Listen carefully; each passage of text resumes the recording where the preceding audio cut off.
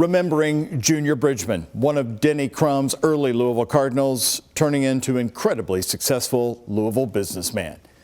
The stunning death of the man who came here from East Chicago, Indiana to play basketball for the legendary Coach Denny Crumb, then turned his success into billionaire status along the way, never forgot his city. Hello everyone, I'm Doug Proffitt. This is a special report from WHAS 11 News. Junior Bridgeman was doing what he loved best at the Galt House. He was speaking to a group of scout leaders about leadership. During his talk, he said that he suddenly thought he was having a heart attack. Witnesses say people took quick action and that he left in an ambulance. WHAS 11's Alex Dieterer and photojournalist Emma Gefter talking with those who can't believe Junior Bridgeman is now gone.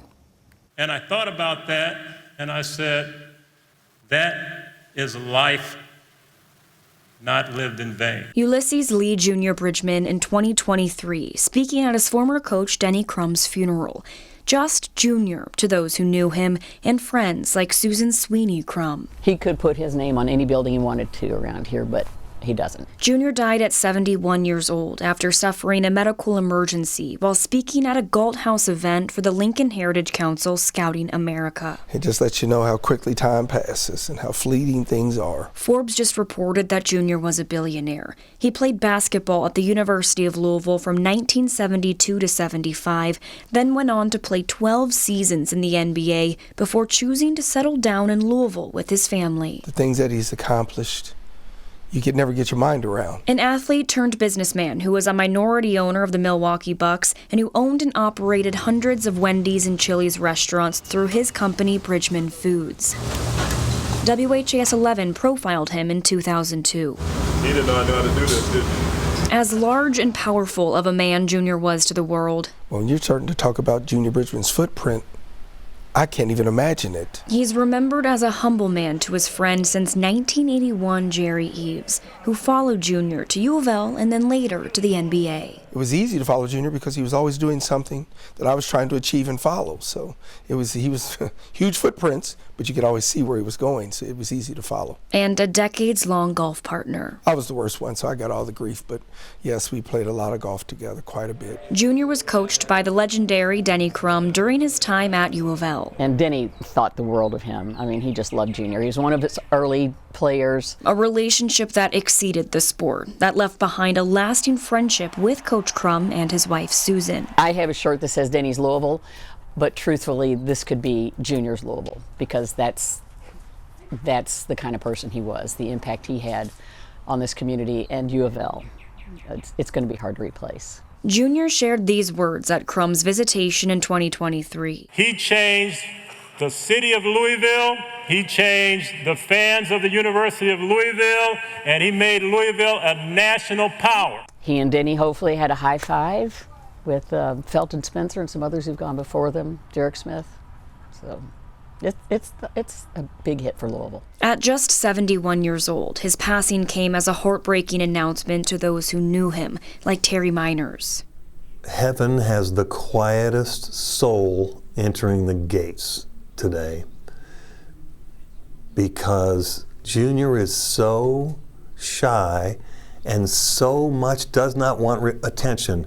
He'll quietly sign in the register at the pearly gates and move over and be of service to the other people who are there. But a legacy larger than life is left in his wake. Leaving a legacy of love and thoughtfulness that other people, I don't know anybody else can step in those shoes. A humble man and Indiana native who worked behind the scenes to take care of his chosen home, Louisville. I always say success is, as I said, doing that thing that you would do all the time. You didn't get paid. In Louisville, Alex Dieterer, the WHAS 11 Night Team, on your side. Sports Director Ken Spencer here with me. Ken, so Forbes now saying he was a billionaire. We all knew he had been doing well. First time I'd really heard a billionaire attached to it, but we would see him around Louisville. The last we saw him was with the PGA Championship with his partnership, the ownership now with the Valhalla Club to save it and keep it in town. And to be honest with you, Doug, I mean, I can't really recall all of the events that I saw Junior at over the years. I mean, I've seen him at announcements for the NBA Hall of Fame. I've seen him for the introductory of head coaches at the University of Louisville. Just any major event, he was probably there. but unless you were in some back corner, you never saw him because, you know, he never wanted to be in the middle. I thought Terry said it best in the piece there. He didn't want to be in the spotlight. He just wanted to do his business. He wanted to help any way he could, and he wanted to be there, but he just wasn't somebody who wanted that spotlight on him. And we'll talk about that coming up in our coverage, but many times he was dropped into the spotlight or to clean up a mess, specifically at UofL, which brought a lot of media attention, and he really didn't want to deal with that. He just wanted to get the job done. That's coming up in a second in our special here. But first, in 2002, former WHS 11 news anchor Gary Rodemeyer profiled Bridgeman as his stake in Wendy's as an investor and franchise owner was growing. The man flipping hamburgers is Ulysses Lee Bridgeman Jr. He is the hands-on hamburger man, the owner of this Wendy's store on Breckenridge Lane. But he also owns 23 other Wendy's in Louisville and 39 at Greater Milwaukee. He did not know how to do this, did he? The restaurant business was the surprise answer to life after basketball. In 1971, Ulysses came out of East Chicago, Indiana, to play ball at the University of Louisville. The freshman coach, Bill Olson, shortened the name to Junior. And by 1975, Junior Bridgeman, number 10, and the Cards would fall just 1 point of a national championship in San Diego. The whole week leading up to that Final Four appearance out in San Diego was just a special time, and unfortunately it didn't end as we wanted it to, but that time and even the memories, they're the best memories and also they're the worst memories all wrapped up in one. The Final Four was a prelude to a 12-year NBA career after he was drafted by the Lakers and traded to the Milwaukee Bucks. And that led to life on the road. It's almost like every day you wake up in a different city. And some days you'd wake up and look around and try and figure out, where am I at? You know, looking at the hotel is this. But the game was always fun. Playing a game of basketball was always fun. But the business of the game, the contracts, the travel became less and less fun. And then one day, at the age of 35, it ended. That following September, after I had stopped playing, and I woke up one morning and you realized that you had nowhere to be. There was no team, no training camp, no more games. He was offered a job as the assistant general manager with the Bucks. But then along came the Wendy's restaurant chain with an offer. The Wendy's International got involved and suggested if I wanted to be in the business, you know, they'd help, or let's help me get started in Milwaukee. Junior thought the Wendy's store would be a transition to life after basketball. But the restaurant business to him turned out to be just as much fun as the game. I always say success is, as I said, doing that thing that you would do all the time. Didn't get paid. And that's the reason he visits a different store every day and is one of the in the business. I guess I'm just different that way, or whatever. That's where it happens at. I mean, you interact with all the management, the crew, and you know, our crew ranges in ages from 15, 16 all the way up to parts of the city, so you really get to see Louisville. Just like basketball, Junior Bridgeman says a restaurant is hands-on work. He tells young entrepreneurs, no one can do it for you. Gary Rodemeyer, WHAS 11 News. And what a remarkable rise as an entrepreneur. And then people would turn to him, governors, mayors, corporate leaders, and universities when they needed him to come back. He seemed to go in and rescue and clean up messes at UofL on a couple of occasions over the course of the changes in the coaches, and then when they removed the former president, Jim Ramsey. Well, think about this. I mean, I know at the University of Louisville, when anything major happens, this is a question that everybody wants to know, and they want to know the answer to. What does Junior think? Is Junior involved? Is Junior behind this? I mean, I never saw him behind closed doors, but everybody wanted his approval and wanted to know what his opinion was on any situation. I know this. He obviously wanted his alma mater to thrive, but he also wanted the University of Louisville to be looked at in the right light nationally. And that's, I think, why he was always back, and he was always giving back. And I remember people in Louisville would actually be a little bit more loyal to Wendy's to seek it out, to support the Bridgmans and to Junior for his investment here, because they saw him taking that money and giving it back to the community, as Susan Sweeney Crumb said in our earlier story, in very quiet ways. He didn't want his name on buildings. Yeah, and sometimes that's when you know that the generosity is genuine, right? Because you're not looking for, hey, I've done this. Can I get on TV with this? Can you put my name in the paper? It's just, I've done it, and I'm going along my merry way, and I'm getting ready to do something else for somebody else in need. And that's kind of what Junior Bridgeman was his entire adult life. Another longtime Louisvillian who came across him, Kent, and really got to know him when he was working under Rick Pitino at UofL, was the coach, Scotty Davenport, who's now going to be retiring from Bellarmine. Yeah, after 20 years on the job, and Scotty Davenport has unbelievable fond memories on the life and legacy and his relationship with Junior Bridgeman. So Junior Bridgeman is 71 years old, a 1972 graduate of UofL. I enter UofL, and he was an iconic basketball player. There was a pose by the thinker of Alan Murphy and Junior Bridgeman going to be Coach Crumb's captains. And Junior Bridgeman was someone every kid could aspire to be, because he was just perfect. He did everything right. He was yes sir, no sir. And as a basketball player, he was all about team. I'll never forget this. He complimented teammates, encouraged teammates, and would take and do anything for them. And what's ironic, as I've known him the rest of my life, he's never changed. Junior has always been like that. Amazing. I think two reasons. I think one, his ability to care about people and to communicate that. In recruiting, I've recruited my entire life as a professional, as a basketball coach. Caring is a very, very special talent.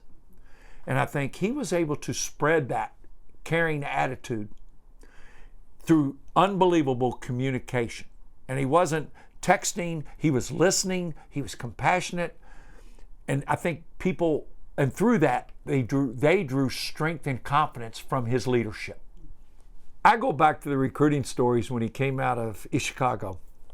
Coach Crumb was recruiting a player named Pete Turgovich, who ended up going to UCLA. Coach Crumb gets the job at Louisville and says, I'm going to go back to East Chicago and I'm going to recruit that Ulysses Bridgeman. That kid can really play. And he comes to Louisville, I think because of Coach Crumb's belief in him and the community support of that team who went to the Final Four.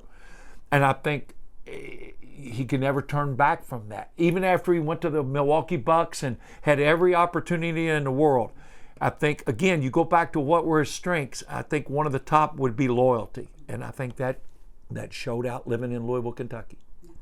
Junior Bridgeman's legacy should be a map, a roadmap for every young person who elects to play in any athletic endeavor, male, female, any sport. Because what Junior was able to do was to take the attention to detail, every little thing, the passion it takes to be successful, and the dedication. Well, he applied that from basketball to being one of the leading entrepreneurs in the world. Attention to detail, passion, dedication. He learned it through basketball, but it paid off until the last day on this earth. And every young person should have a plan to use their sport. Never, ever, ever utter the words, the sport or the coach used me. You got an opportunity to use it. Junior Bridgeman is the role model and has laid the roadmap out for every young person and every coach to teach Junior's way. Well, I have two. my sons were very young, and had an opportunity to caddy at Valhalla. And they're 13, 14 years old. They're born 85, 87. And I'm like, Dad, who's Junior Bridgeman? Well, I fill it up. The next time they have Junior Bridgeman, they are now presidents of the Junior Bridgeman fan club. They're not just caddies. They're like, oh my gosh, that was one of Coach Crumb's first stars ever, if not the first star ever. And that was one. And then two, I'll never forget. University, we're a Division II school at the time. The University of Cincinnati didn't have an arena. They were renovating it. So they were allowed to play an exhibition game off campus, which was a rule change. And I convinced Coach Mick Cronin to bring Cincinnati to Freedom Hall. We needed sponsorship. And I set up a meeting with Junior, and it was unbelievable. He was more excited about that opportunity, Cincinnati playing Bellarmine in Freedom Hall, than I was. And they backed the event, and it made it a first-class event because Junior Bridgeman doesn't do anything that wasn't first-class and done right. And Mick Croninell's the head coach of UCLA. Bellarmine goes Division I. We're close friends. And Mick will reference that story because he coached at Louisville, so he knows the Junior Bridgeman legacy. But those are two just stories of how he lived his life and doing everything. You know, when you recruit a basketball player, what separates one player from another? It's not just shooting percentage, assist turnover ratio, rebound numbers. No, what changes one player from another is a player who makes others better. That player won't be great. He'll be extraordinary. Junior Bridgeman wasn't great. He was extraordinary because Junior Bridgeman made others better. And I'm not talking about basketball players. Everybody he came in contact with in all communities around this country, he was extraordinary. What would it be? Extraordinary. Extraordinary. Made others better. By definition. An attitude of giving. I don't think I've ever heard Junior Bridgeman reference himself. I'm thinking now, really racing through my mind, like, I did this. And I think the people that I know that are very close in the corporate world with Junior, I don't think one of them ever uttered the word, I work for Junior Bridgeman. They uttered the word, I work with Junior Bridgeman. There's a big difference. That would be it. And that's what we've lost in this community.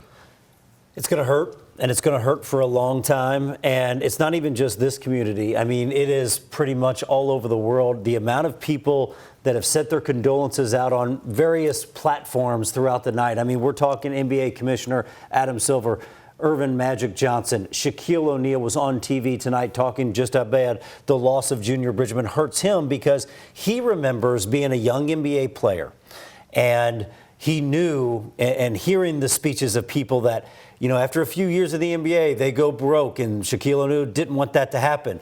And everybody told him, the guy you need to talk to is Junior Bridgeman when it comes to building your business portfolio. He did. He said, Junior didn't ever shy anything back. He didn't hold anything back. He opened up everything just to let him in on just all the secrets that he did. And now Shaquille O'Neal has a business empire. He holds it all to Junior Bridgeman. You've heard Charles Barkley talk about him in just glowing terms over the years. And Magic Johnson's post that he put out tonight, he talks about Junior Bridgeman being an African-American industry leader and brings up the fact that even here in Louisville, in Kentucky, opened up the Kentucky Derby to African Americans with his Derby Eve party, made a gigantic gala that welcomed everyone, but also gave African Americans access to the Derby where they didn't really see it through these extraordinary, lavish parties.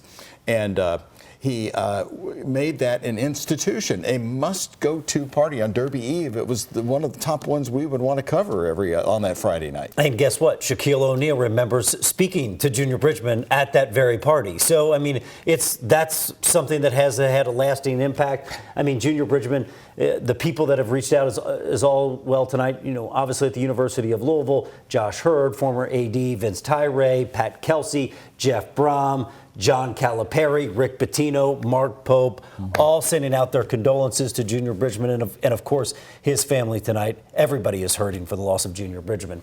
Well, for a young college athlete from outside Chicago to helping the Louisville Cardinals get to the Final Four in 1975, as Denny Crumb was just beginning his rebuild of the program, he then went to the NBA, where he played for 12 seasons with the Milwaukee Bucks and the Los Angeles Clippers. All along the way, Junior Bridgeman never forgot Louisville. Well, governors, mayors, university presidents, corporate leaders, they all turned to him for advice when they needed it the most. In fact, he died talking to Scout leaders, a huge crowd of people at the Galt House. He loved mentoring and giving back, and he was doing just that to the very last second of his life. I'm Doug Proffitt, along with Sports Director Ken Spencer. Thanks for watching this WHAS 11 Plus special presentation.